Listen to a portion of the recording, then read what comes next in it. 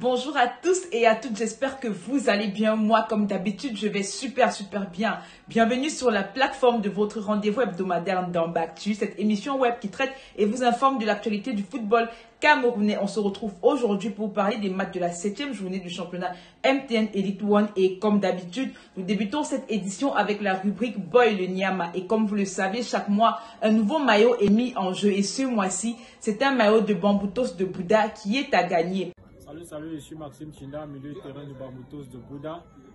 Ce mois-ci, c'est moi qui paie le Nyama.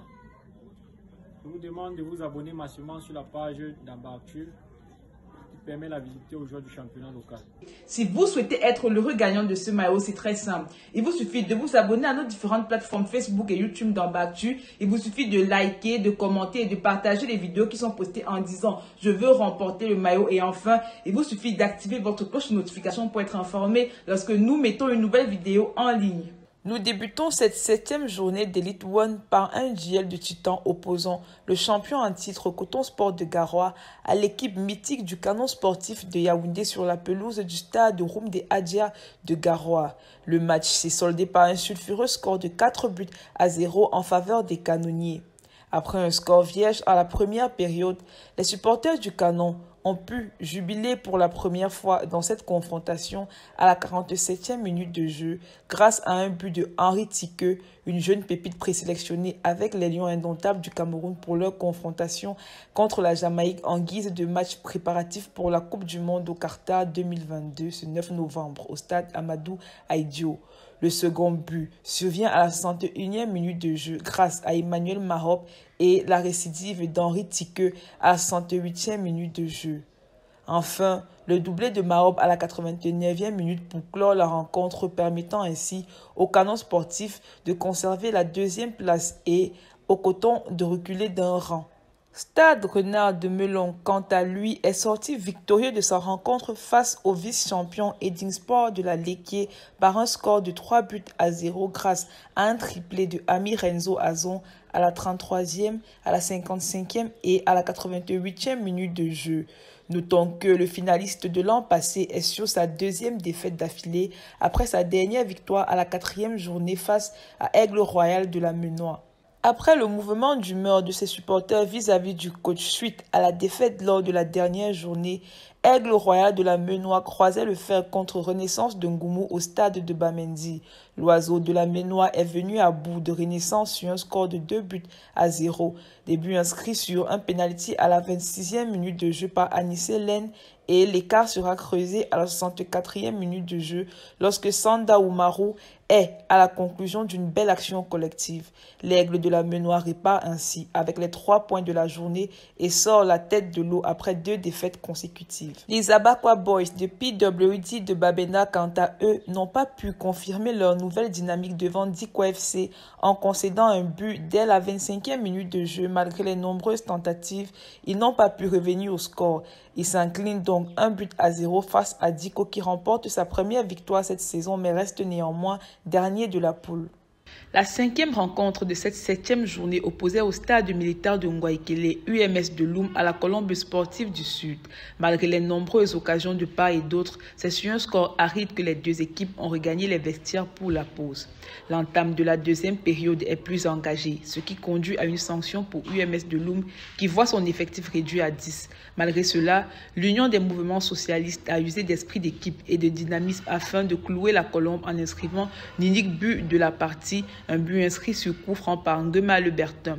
C'est donc un statu quo pour UMS de Loum qui reste 5e du classement. La Colombe du Sud, quant à elle, reste leader au classement pour la poule A, malgré cette défaite. Avant de passer au résumé des matchs de la poule B, nous marquons une petite pause avec la rubrique habituelle Ndambactu.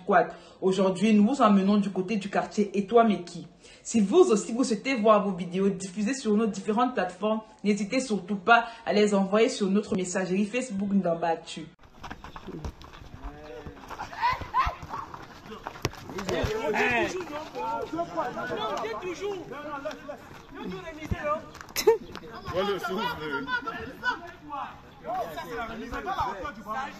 Nous débutons cette poule B avec la rencontre qui opposait APGS de Fou à AS Fortuna sur la pelouse du stade militaire de Ngwaikele.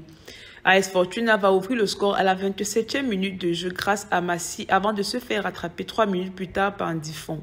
2 minutes plus tard, c'est-à-dire à la 32e minute de jeu, Managa va donner l'avantage aux joueurs de Fou. Une joie de courte durée car ils se feront à leur tour rattrapés par AS Fortuna grâce à un doublé de Massi. Les deux équipes rejoindront donc les vestiaires sur ce score. En seconde manche, APGS va revenir dans la rencontre en inscrivant le but du 3-2 à la 52e minute de jeu grâce à l'intermédiaire de Baokolak avant de tuer les espoirs de AS Fortuna à la 93e minute de jeu grâce à Elundu.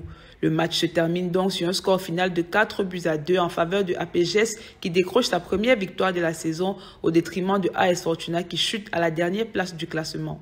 Les Astres de Douala, avant-dernier du classement, étaient opposés à Fovo Club de Baham qui espérait enchaîner une seconde victoire consécutive, mais les poulains de Nicolas Tonier vont trouver le chemin des filets des buts dès la 14e minute de jeu grâce à Jonas. Après l'ouverture du score, les Yangwa Boys ne réussiront pas à revenir au score malgré de nombreuses occasions. Le match se termine donc sur un score final de 1-0 en faveur de Astres de Douala qui décroche sa première victoire depuis le début de cette saison. Le leader de cette poule B, Bamboutos de Bouddha, invaincu cette saison, accueillait au stade de Bouddha son dauphin Faux-Vasio qui réalise un très bon début de saison. À l'entame de la rencontre, les deux équipes sont bien en place et se livrent à une rude bataille. Il faut attendre la 59e minute de jeu pour voir Hans Müller-Mbappé, un ancien de Bamboutos, ouvrir le score contre son ancien club. L'égalisation interviendra en toute fin de rencontre par Tchunke à la 86e minute. Coup d'arrêt pour Bamboutos de Bouddha qui concède donc son premier match nul de la saison. Au stade de la réunification, l'Union de Douala, qui n'a plus gagné depuis 2 matchs, voulait retrouver le chemin de la victoire devant Yafoot, qui lui reste sur 2 victoires consécutives. Les Nazara Boys vont ouvrir le score à la demi-heure de jeu par Gabriel Mbatama et Tememe.